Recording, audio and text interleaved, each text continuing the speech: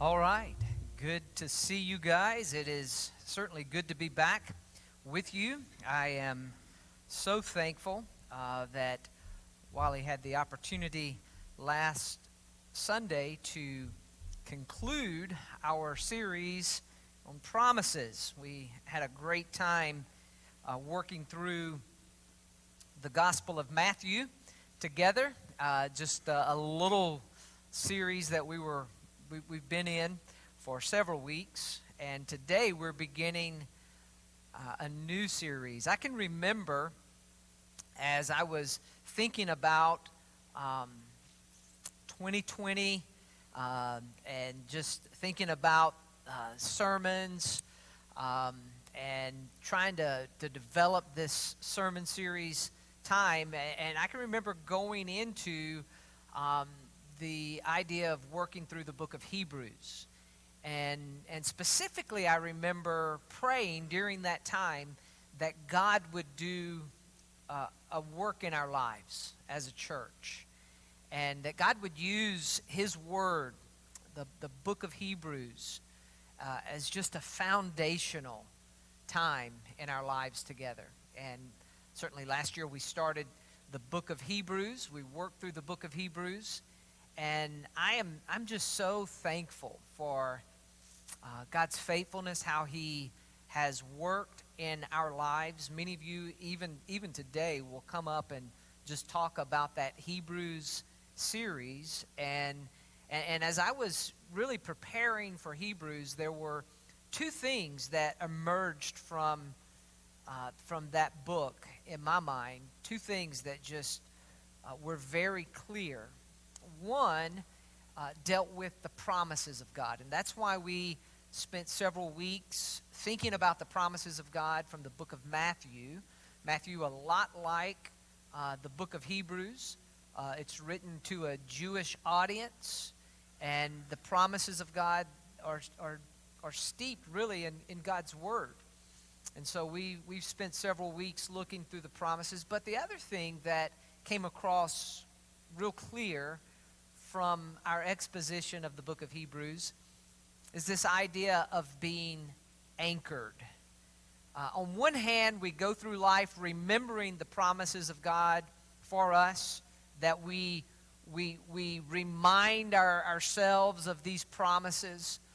But then the author of Hebrews said, you need to pay attention because our tendency is to drift.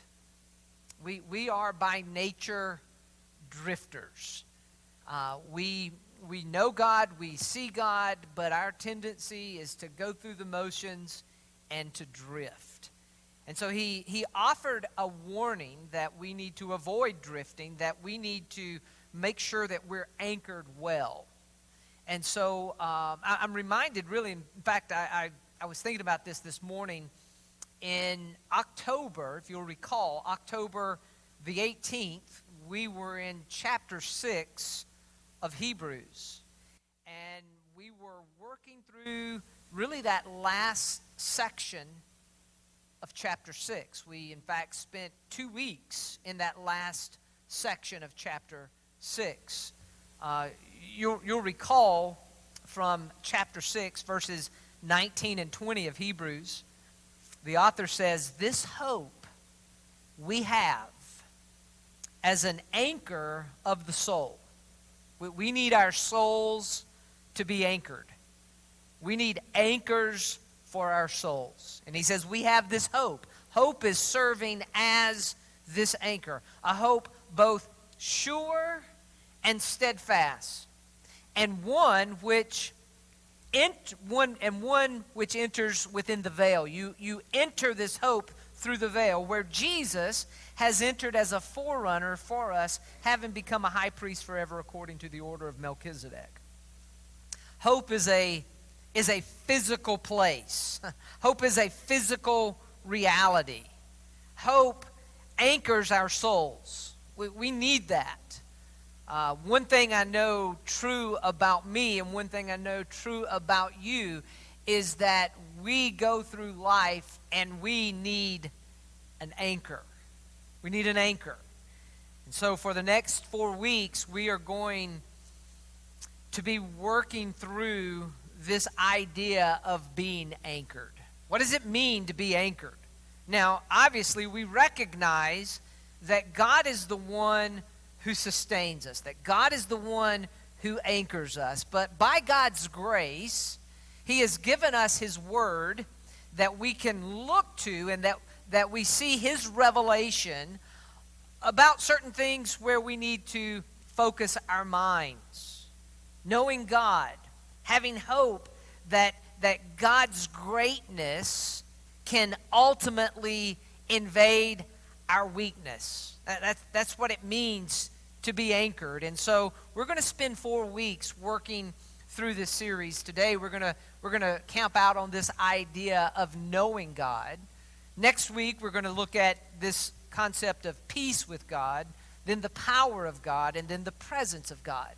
So that's where we'll be for the next 4 weeks, and then after that we'll hit August, as we typically do. We'll hit August with an exposition of a book. We'll start a book study. In fact, we're going to be in the book of 1 Samuel in the Old Testament. We'll be working through 1 Samuel, and we will discover some great things from that Old Testament book. In my personal time, I've been working through 1 Samuel, working through 2 Samuel, just been so encouraged by that. And as we enter 1 Samuel, our idea, again, as we look to that book, is going to be, man's cry for a king, man's desire for a king. We're going to see that clearly in the book of 1 Samuel. But today, I want us to think about this idea of knowing God, really just knowing God and recognizing that our knowledge of God, that God uses that to anchor our souls, that it is an anchor for us. I tell you, I love the book of Isaiah. If God permits, by His grace, we're going to, at some point, hopefully in the near future, look at the book of Isaiah. What an incredible book. Isaiah was a prophet. He's identified as the prince of the prophets. I mean, he had a prophetic ministry for about 68 years. Some of the most beautiful passages from the Old Testament come from this prophet. A well-written book. The book of Isaiah is very well written, and as I mentioned, he had longevity as a prophet. He had an occupation prior to becoming a prophet. He was kind of the record keeper for the king in the king's court. He rubbed elbows with the elite of society, well educated. This guy, Isaiah, prophesied through the reigns of 4 different kings. So again, the longevity is just incredible. Isaiah chapter 40 is just an incredible chapter to read through. In fact, I would encourage you to take some time today, later today, or some time this week to really camp out in Isaiah chapter 40. There's a clear break between chapter 39 and chapter 40, a very clear break. And we'll talk about that break in just a bit. But Isaiah chapter 40 has some very familiar words that we hear and we think, I remember that verse. I remember that. A couple I just want to call out for you. Isaiah 40 verses 3 through 5. A voice calling, clear the way for the Lord in the wilderness. Make smooth in the desert a highway for our God. Let every valley be lifted up and every mountain and hill be made low. Let the rough ground become a plain and the rugged terrain a broad valley. Then the glory of the Lord will be revealed, and all the flesh will see it together.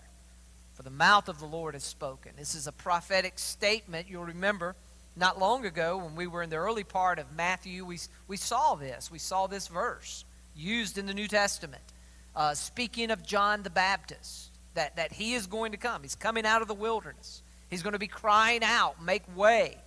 And we see at the end of this section here where God's glory will be revealed. The revelation of Jesus, that it will come about. His revelation will be revealed. All flesh will see it together. This is a prophetic statement about Jesus. Isaiah chapter 40, very familiar. Often you hear this, during Christmas. You'll read these verses during Christmas time. But Isaiah 40 is where you find it. And then just a few verses down from that, another very familiar section of the Old Testament, the prophet states, "The grass withers and the flower fades when the breath of the Lord blows upon it. Surely the people are grass. The grass withers, the flower fades, but the word of our God stands forever." Again, a very familiar text. I'm sure you've heard that. If you've spent any time in church, you've heard that verse. You hear people particularly state the latter part of that verse, but the word of our God stands forever. The grass withers, the flower fades, but the word of our God stands forever. Some of the first verses that I committed to memory right here in Isaiah chapter 40. And then there's another section of Isaiah 40 down toward the very end. Isaiah 40 verses 30 and 31. Again, you're going to find this very familiar. "Though youths grow weary and tired, and vigorous young men stumble badly, yet those who wait for the Lord will gain new strength." You know the rest of it. "They will mount up like wings like an eagle's.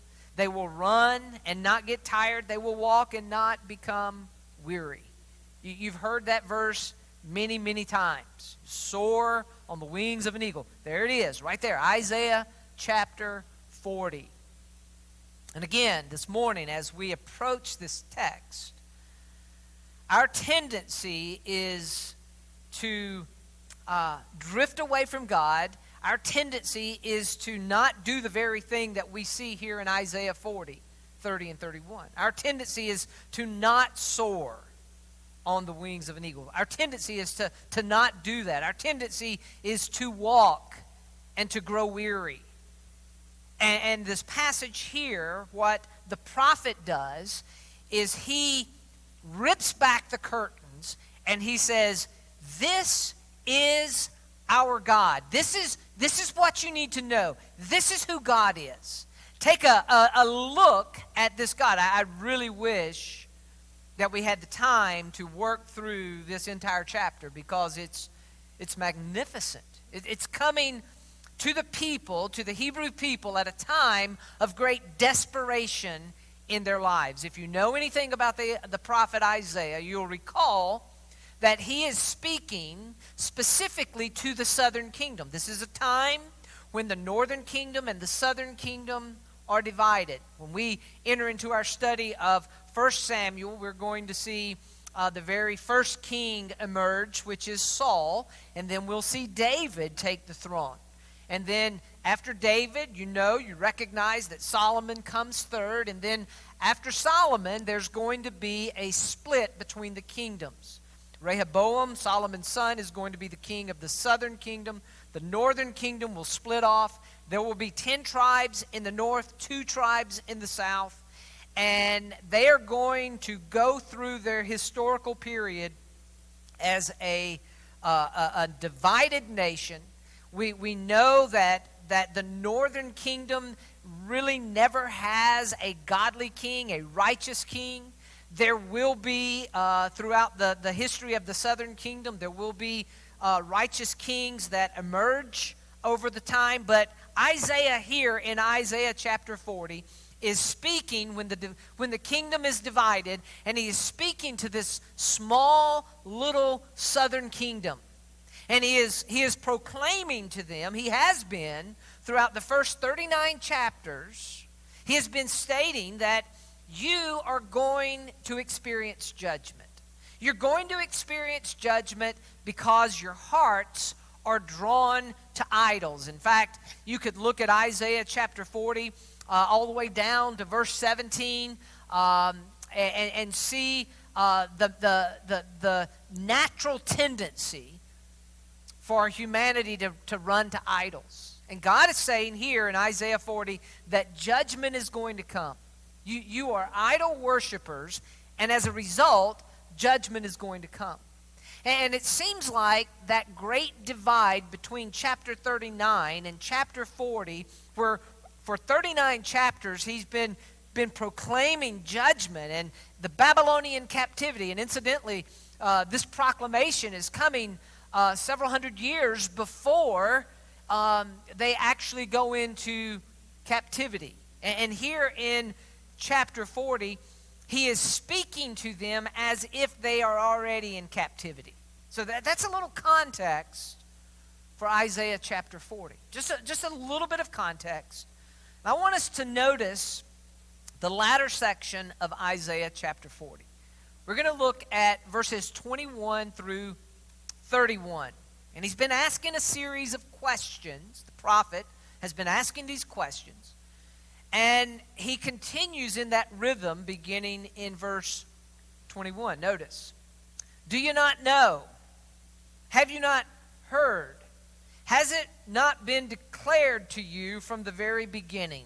So what he's saying to them is, I'm not giving you any new information. This is all past information. This is stuff that you already know. Have you not understood from the foundations of the earth? It is he who sits above the circle of the earth, and its inhabitants are like grasshoppers, who stretches out the heavens like a curtain and spreads them out like a tent to dwell in. He it is who reduces rulers to nothing, who makes the judges of the earth meaningless. Scarcely have they been planted, scarcely have they been sown. Scarcely have their stock taken root in the earth. But he merely blows on them, and they wither. And the storm carries them away like stubble. To whom then will you liken me, that I would be his equal, says the Holy One? Lift up your eyes on high, and see who has created these stars, the one who leads forth their host by number. He calls them by name. Because of the greatness of his might and the strength of his power, not one of them is missing. What do you say, O Jacob? And assert, O Israel, my way is hidden from the Lord, and the justice due me escapes the notice of my God. Do you not know? Have you not heard? The everlasting God, the Lord, the creator of the ends of the earth, does not become weary or tired. His understanding is inscrutable. He gives strength to the weary, and to him who lacks might, he increases power. Though youths grow weary and tired, and vigorous young men stumble badly, yet those who wait on the Lord will gain new strength. They will mount up with wings like eagles. They will run, not get tired. And they will walk, not become weary. There are specifically three things I want you to see in these 10 verses. I think there's a nice division in these verses. 21 to 25 continues what the prophet has been stating above, and that is the revelation of God. This is God. Take a look at God. Understand this. And then we see in verse 27, just one verse there, man's response. This is how man responds to this gloriful God. This is how man responds to the Almighty God. This is man's response. And then verses 28 through 31, God comes along and he gives his response. So, once again, let's look at the revelation of God. And let's just work through these verses, 21 to 25. Do you not know? Have you not heard? Has it not been declared to you from the beginning? Again, this is truth they already know. Have you not understood from the foundations of the earth? This sounds a little reminiscent of the book of Job. If you spend any time in the book of Job, we worked with our student ministry a few months back working through the book of Job together. and it sounds very familiar to Job. Have you not understood from the foundations of the earth? It is he who sets above the circle of the earth. There is God. He is glorified. He is majestic. He is the one that sets above the circle of the earth. And its inhabitants are like grasshoppers. That's you and I, by the way. We are inhabitants of this earth. We are like grasshoppers. We're like nothing. God is God, and we are not. And the author, the prophet, is saying you need to understand that. I think it was A.W. Tozer who made the comment that the most important thing about you is what you believe about God. That's the most important thing about you. Your belief about God is the most important thing about you. And that's really the feel that we get here. God is above the heavens, and we're the inhabitants. We're like grasshoppers, who stretches out the heavens like a curtain. He spreads them out like a tent to dwell in. He it is who reduces rulers to nothing. These people are the ones who are going to go into captivity. When Isaiah is making this prophecy about Babylon, Babylon wasn't even in existence. Babylon wasn't even around. And the prophet is speaking through the revelation of God, and he is saying these rulers are nothing. He reduces rulers to nothing. He makes judges of the earth meaningless. July is always a fun time of the year if you are into politics. July, we hear pretty regularly from the Supreme Court. The Supreme Court rules. They pass down judgment. This passage here says the judges who judge the earth are meaningless. They can pass all kinds of judgments. They can make statements. They can interpret laws. But Isaiah says they're meaningless. They're meaningless. They have no eternal value. In fact, the prophet says, scarcely have they been planted, scarcely have they been sown, scarcely has their stock taken root in the earth, but he merely blows on them and they wither. He blows on them and they wither. The reality about all of humanity is that we are on a timetable. We're on a timetable. We're headed somewhere. We're withering. We're withering. There will come a day where we will no longer be. We read in the news on a regular basis. It just seems like week after week, people who have made significant influence in society have passed away. They pass away. They wither away. And he says, this is a reality. And the storm carries them away like stubble. And then, as a result of this, as a result of these truths, to whom then will you liken me? How can there be a comparison between man and God? Who would be his equal, says the Holy One. Lift up your eyes on high. Look up and see who has created these stars, the one who leads forth their host by number, and he calls them all by name. Because of the greatness of his might and the strength of his power, not one of them is missing. We live in a spectacular universe. I don't know if you've done much study of the stars and look at the planets, but it is just spectacular. I was reading this past week, and somewhere out there, supposedly there is a star out there. And if you were to bring it into our galaxy and place it, the star would measure somewhere between the length of Jupiter and Saturn. That's how big that star is. It's that big. But yet, this massive star that is this big gas that's burning cannot be seen by the human eye. You look up at night, you can't see it. Isn't that crazy? To think of something that big and you look up and you just can't see it. In fact, if you were to take that same star and a normal speed of an airplane, travel around the circumference of that star, from beginning to end, it would take you over 1,000 years to do it. That's how big that star is. But yet, we cannot see it. And so we have the opportunity by God's grace to see the magnitude of the God that we worship, the God that we proclaim as ruler of heaven and earth. And this is a powerful word coming to a despondent people who are in great need of God's rescuing. And we'll see that cry for their great need. You see it here in verse 27 with man's response. This is what man says.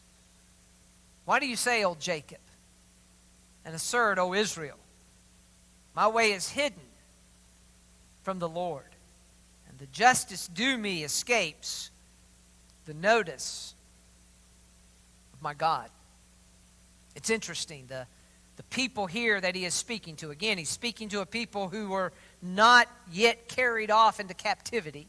He's speaking to them, and he's speaking to them as if they're right in front of them. And he's saying to them, you're crying out, and you're saying, God is not involved. God does not know what's going on. God, even more so, does not care about what's going on.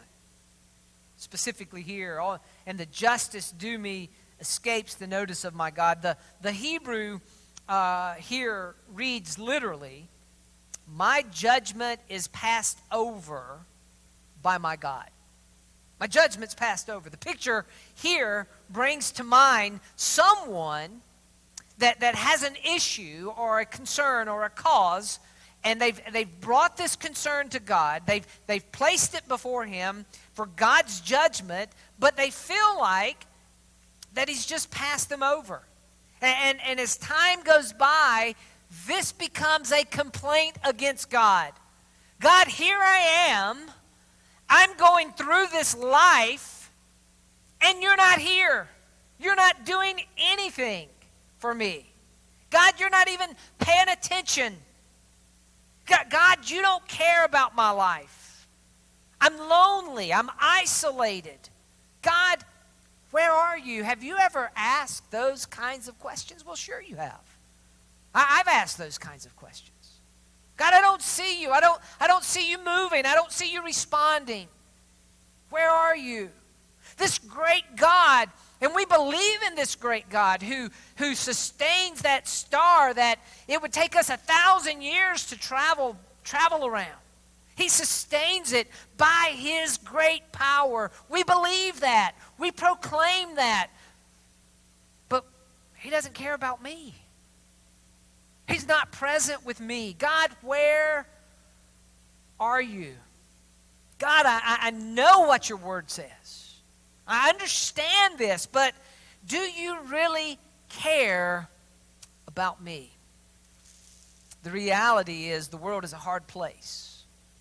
The world's a hard place. We discovered that as we studied through the book of Hebrews, right? We remember studying that even though we are part of God's kingdom, that God has done a special work in our lives, that we are still subject to the hardships of this world. We will go through difficulties. There will be people who will stand and proclaim to you, and they'll try to make the case that you don't have any hardships in this life. It's all great.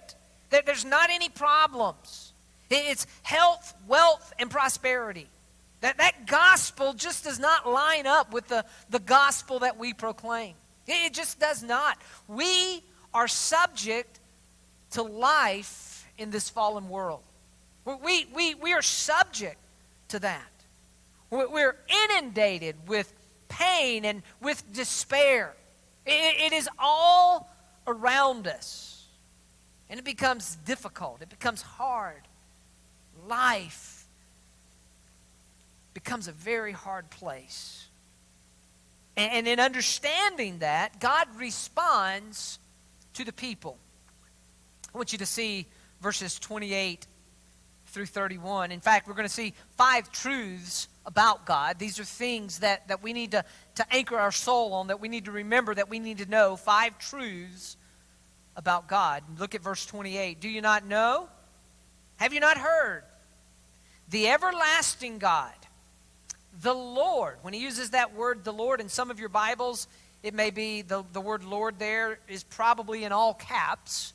And you'll recall when we study the Old Testament, when we see Lord in all caps, he's talking about the covenant-keeping God. Yahweh, this is the covenant-keeping God, the everlasting God, the Lord, the creator of the ends of the earth, does not become weary or tired. His understanding is inscrutable. So a couple of things we see just in this one verse.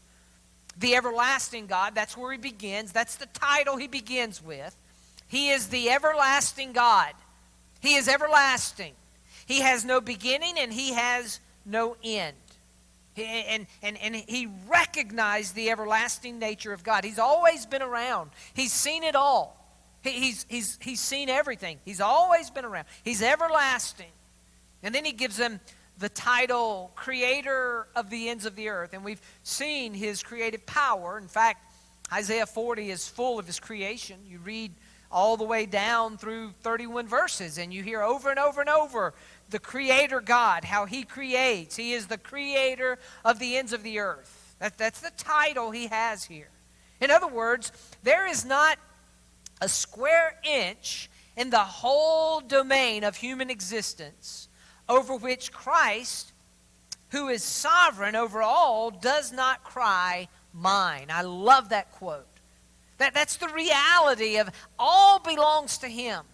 In this world, where the prophet is speaking, there were people who had, their false gods, and then there were the Hebrew people who worshiped the true God.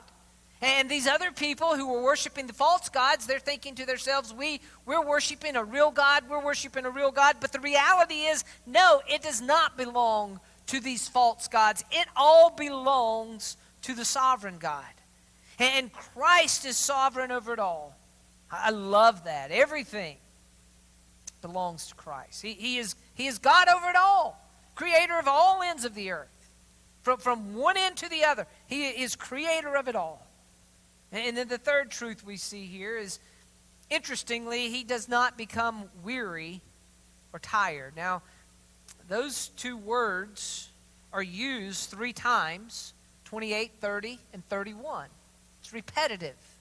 And we're going to see some very interesting things about weary and being tired. Very interesting things. You see it here. Do you not know? Have you not heard? The everlasting God, the Lord, the creator of the ends of the earth, does not become weary or tired. Do you know the Bible says that God does not sleep? God does not sleep. Psalm 121:4. He who keeps Israel will neither slumber nor sleep. God does not sleep. As I thought about this, I've asked myself the question. I found myself asking myself this question throughout this week. Why has God made it that we get tired and that we need sleep? Well, why has God made it that way? There's some fascinating information out there about the theology of sleep. I would submit that to you to look into that. Piper has some great things on the theology of sleep. John MacArthur has some really good things on the theology of sleep. In fact, I want to read for you just a little excerpt of what John Piper has to say about sleep. Sleep is a daily reminder from God that we are not God. He who keeps Israel will neither slumber nor sleep, but Israel will. Israel will sleep. You will sleep. I will sleep. God does not sleep, for we are not God. Once a day, God sends us to bed like patients with a sickness. The sickness is a chronic tendency to think we're in control and that our work is indispensable. To cure us of this disease, God turns us into helpless sacks of sand once a day. How humiliating to the self-made corporate executive that he has to give up all control and become as limp as a suckling infant every day. Sleep is a parable that God is God and we are mere men. God handles the world quite nicely while a hemisphere sleeps. Sleep is like a broken record that comes around with the same message every day. Man is not sovereign. Man is not sovereign. Man is not sovereign. Don't let the lesson be lost on you.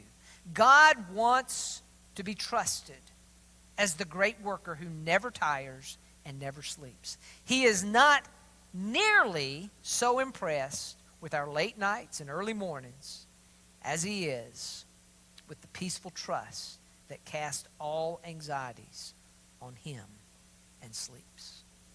God has made it to where we need sleep. And it is a reminder that he is God and that we are not. There's a fourth truth here in this passage I want you to see, and that is his understanding is inscrutable. In other words, he has all wisdom. He needs no insight. Boy, it's pretty amazing what the computer can provide for us. Anybody out there use Google on a regular basis? I mean, you just have a question, you go to Google. Hannah likes to talk to Siri, our HomePod. She'll sit in there and get in arguments with Siri at times. It's kind of interesting. But Google has a mission statement. The mission statement of Google says, our company's mission is to organize the world's information and to make it universally accessible. That's pretty impressive. They've done a phenomenal job. But so I want you to know that all Google can do is organize information. God knows everything. He is the source of all information. He does not have to consult Google. God does not have to give it a thought. God is all wise. He knows everything. And that's what he's saying here. The God that we serve, you need to see how wise he is. His understanding is inscrutable. And then the fifth truth, number 5, verse 29. I love this. He gives strength to the weary. That is a truth about God. And to him who lacks might, he increases power. Don't lose sight of this verse. This God who holds the universe together is a giver. He is a giver. And boy, do we need what God gives. What does God give? Look what he says in verse 30. The youths grow weary and tired. Vigorous young men stumble badly. Yet those who wait for the Lord will gain new strength. They will mount up with wings like eagles. They will run and not get tired. They will walk, not become weary. I love this very familiar passage. I think it's important to understand this idea of growing weary and tired. You see, we all get tired, right? We get up, we work, we come home, we're tired. And our tendency is day after day after day of being tired, we usually get to the place where we're worn out. And that's growing weary. There's weariness in our hearts. And this is not a description of God. This is a description of man. Even young men. Young men stumble badly. I can remember when we had our now 6-year-old, she was 5, move in, and she just seemed to be a ball of energy. We couldn't get her to rest. And so I found myself at, 8:30, 9 o'clock at night, taking her on, a 1.5-mile run. I'm going to make her tired. I'm going to get her tired so I can get some rest. She'll sit in her room and play all night if I don't run around this block and get her tired. I got to get her tired. And he says here, even the young men will stumble badly. They will get tired. Being tired is part of human being human. Yet those who wait for the Lord, look what he says, will gain new strength. It's not that he will increase your strength. That's not what he's saying here. The idea of gaining new strength literally means you're being clothed with new clothes. You're getting something new. Those who wait on the Lord will gain new strength. And notice this repetition that he gives here. They will mount up with wings like eagles.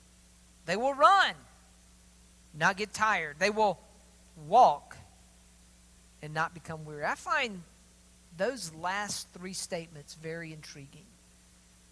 Because if I'm the prophet, I think I'm going to start out with, they will walk and not become weary. They will run and not get tired. They will mount up with wings like eagles.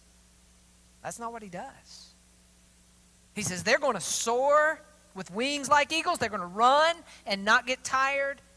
They're going to walk and not become weary. I think he's saying this to us to remind us that in the simplicity of life, the everyday in and out of life, we can walk in a way with this God sustainer and not become weary. That's miraculous. That is a precious gift of God. Don't lose sight of how important it is to walk without becoming weary. That's a precious gift. It's a gift that God gives. As I think about these verses, I think there are really two applications that we can take away from these verses. One is to know your humanness, to know your frailty.